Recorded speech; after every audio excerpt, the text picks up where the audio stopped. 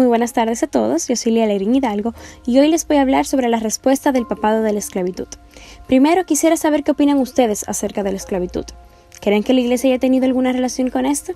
Y si es así, ¿cuál habrá sido su postura en dicho problema? Comencemos definiendo el concepto de esclavitud. La esclavitud es el estado de un esclavo. Se trata de un sistema en que las personas son tratadas como propiedad, son vendidas, compradas y obligadas a trabajar o realizar determinadas tareas. Una persona liberada de la esclavitud es llamada liberto, especialmente durante el Imperio Romano. A lo largo de la historia, la esclavitud ha estado institucionalizada y reconocida. En la actualidad, los países prohíben la esclavitud, aunque se estima que existe entre 20 y 30 millones de esclavos en todo el mundo. Dejando esto en claro, podríamos cuestionarlos. ¿Alguna vez se ha opuesto algún papa a la esclavitud durante su época? No, ninguno. Es más, el papado nunca condenó el esclavismo, ya que lo dejó librado a la legislación civil de cada nación del orbe. León XIII, que reinó de 1878 a 1903, época del abolicionismo, no era un simplón como su antecesor Pío IX. Este promovió un acercamiento de la Iglesia a las realidades del mundo moderno, pero no al mundo, y menos al moderno. Frente a los problemas obreros, en 1891 firmó la encíclica Rerum Novarum, o Cerca de las Nuevas Cosas. En esta encíclica deplora la opresión y virtual esclavitud de los pobres por parte de un puñado de gente muy rica. Pedía salarios justos y el derecho a organizar sindicatos, pero, en tanto y en cuanto fueran católicos, rechazan con vehemencia a los sindicatos socialistas. Pío IX, en cambio, había mostrado abiertamente poco entusiasmo por la democracia y por la abolición de la esclavitud, que eran cuestiones cívicas en pleno crecimiento. La Rerum Novarum tampoco condenó explícitamente el esclavismo que todavía existía en varias partes del mundo.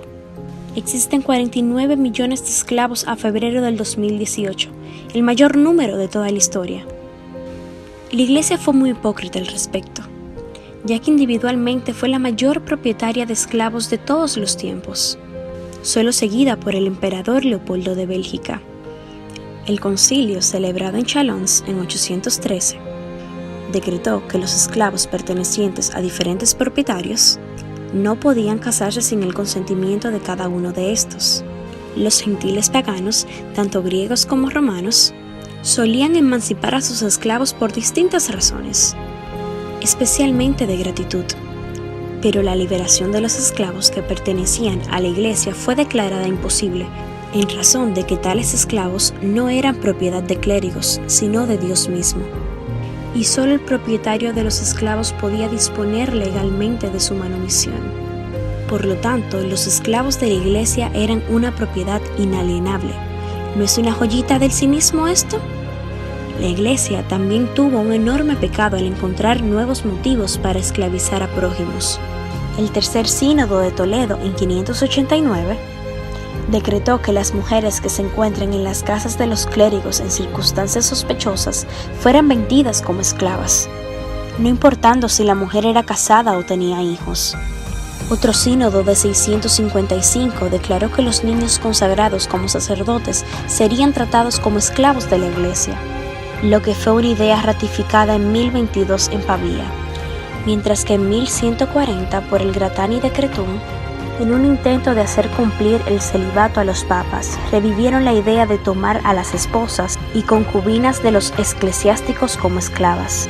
León IX ya lo había hecho cuando tomó como esclavas a las esposas de los sacerdotes y la puso a su servicio en el palacio de Letrán, que era la residencia papal.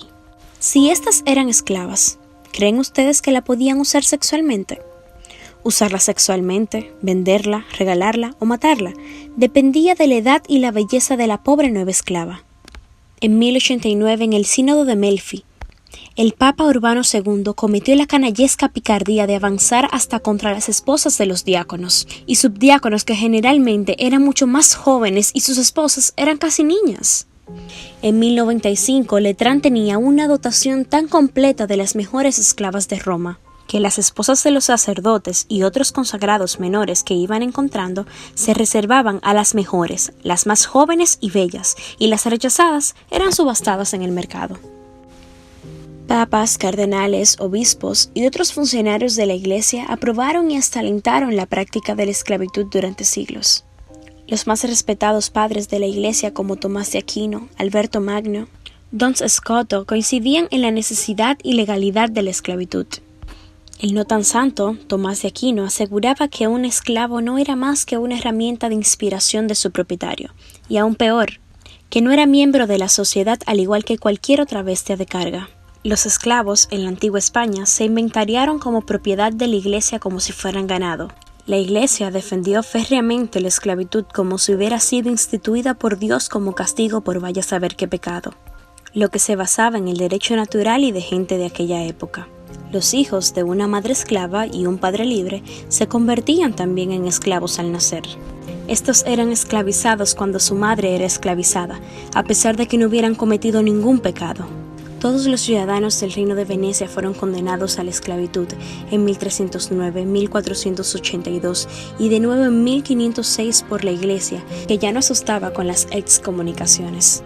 Es decir, que cualquiera podría capturar o apropiarse de un ciudadano veneciano, sea hombre, mujer, joven o niño, y quedárselos de su propiedad. Lo mismo ocurrió con el conjunto de islas británicas en 1508. Lo increíble es que estos decretos no se derogaron nunca, siguen vigentes aunque en obvio desueto. La resignificación de las palabras o mutatis mutandi. En el Antiguo Testamento de la Biblia tener esclavos era admitido y una hija podía ser vendida como esclava. Los hijos eran vendidos en el mercado hasta bien entrando el siglo XIV. En el Nuevo Testamento y la tecnología, los esclavos se convirtieron en ayudantes. Las favoritas de antes se convirtieron en esposas y madres de familia, y por el contrario, las concubinas se convirtieron en esclavas. Todo valió para el mutatis mutandi. Mutatis mutandi es cambiar lo que se debe cambiar de significado. Por ejemplo, las guerreras para masacrar a los judíos se convirtieron en guerreras santas. Terrible, ¿no? Personalmente considero que ninguna guerrera puede ser santa. Jamás. Las palabras ayudante, sirvienta y criada son eufemismos destinados a distraer el impacto real del término original: esclavos. En nuestras provincias argentinas de Corrientes, Misiones, Formosas, en las del sur de Brasil, en todo Paraguay y Bolivia, se siguen consiguiendo criadas. Estas se compran a las familias que así las sacan de la miseria y terminan trabajando con un solo día libre por quincena, sirviendo de la mañana a la noche en barrios cerrados y casas señoriales. Esclavas versión siglo XXI. Las tejedoras, costureras, cortadoras y moldeadoras en Bolivia se compran y se venden. A veces ellas mismas se ponen en venta para salir de la pobreza extrema y solicitan que el pago se les sea hecho a sus familiares. Imagínense ustedes en qué condición deben de estar: trabajar de 14 a 16 horas por día y dormir en el mismo lugar donde trabajan. Eso es una esclavitud más cruel que la medieval. En las zonas de Olmos y Echeverri, cercanas a la ciudad de La Planta, el segundo centro hortícola más grande del mundo bajo techo después de Israel, los bolivianos quinteros, tan religiosos ellos, compran a mujeres jóvenes y las instalan en distintas casas y forman diversas familias. Eso que se justifica como costumbre es esclavitud. Ahora, respecto a la esclavitud, y no de los esclavos, no se pondera que era por siglos una forma convencional de la organización social en la práctica de todas las culturas y naciones. Y su explicación es lógica, aunque no lo justifica: la ausencia de la industria. Sin industria hoy, donde la máquina reemplaza el trabajo forzoso de los esclavos, no dudo que rápidamente la esclavitud volverá a ser habitual.